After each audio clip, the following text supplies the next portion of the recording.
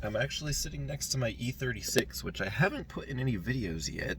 So I guess this is going to be technically the first video of my other car, but just got done eating. I'm going to do some work on the car. I just got all my parts here from FCP Euro. They actually came like 5 days early, so that's freaking hype. I'll put the video of everything being unboxed, you know, over here or somewhere, maybe here, just so you can kind of see that. I'm not going to break it out. I got it all repackaged so I could bring it here. So yeah, I'm going to go ahead and get started working on the car today. I'm going to be pulling the old water pump and replacing it with a new one. I'm also going to throw a new serpentine belt on, and I'm going to put the new thermostat in. Pretty much just getting the whole cooling system rebuilt on top of getting my head machined and a new gasket put on. So I'm going to go ahead and be doing that today. Yo guys, everything I need to get the Beamer back up and running just came in like 5 days early. My new head bolts that I ordered like 3 days after the rest of the stuff came in with it. So, you know, hella props to FCP Euro. Always dope, always coming in clutch. Super stoked to get everything thrown on and get this car, you know, on the road again.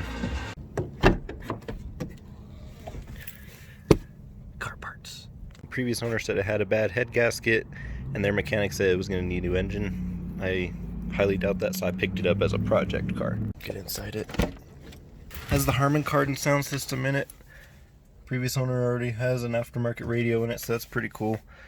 But it's missing a headliner, but other than that, the interior of it is actually really freaking nice. Back seats are mint.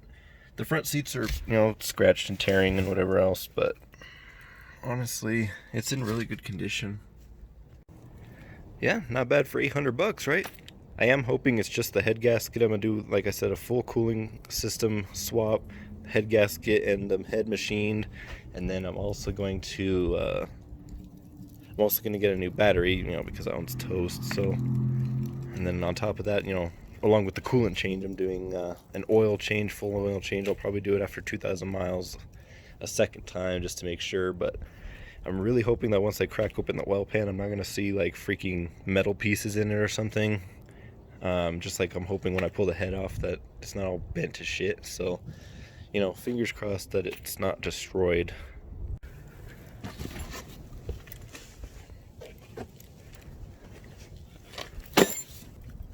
In order to change out the water pump, you technically need to drain the block of its coolant. I didn't do that because, call me lazy, I didn't want to jack the car up, and I just said screw that. So there's still coolant in the block. I drained it all out of the, you know, radiator, the hoses, the thermostat, but that's only like half of it. So alright, so after I put my little catch pan right there, you're gonna want to either take a picture or draw out the pattern that the serpentine belt takes, because it's going to be bad if you put it on wrong or it won't fit or etc. So it's going to loosen everything on the serpentine belt so that it actually gets super loose, and you can pop it off. Once you pop it off, you know, feel free to let her go. It's going to come up a lot more than it was before, obviously.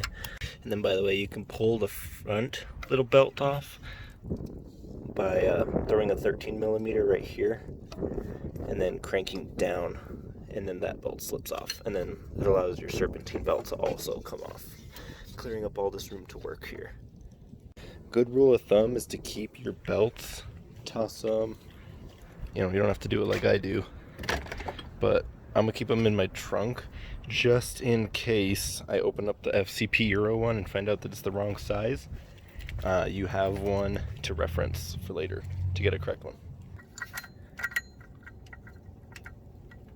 There you go. And again, they shouldn't be immensely tight, so once you break them loose, they'll all just finger spin. Alright, so one of the nuts on the water pump, actual water pump, is stripping like right away. It's like the bolt itself is just super brittle, and it looks like it has paint on it. So, you know, one crank on it and it started just like falling apart. So I was like, Great.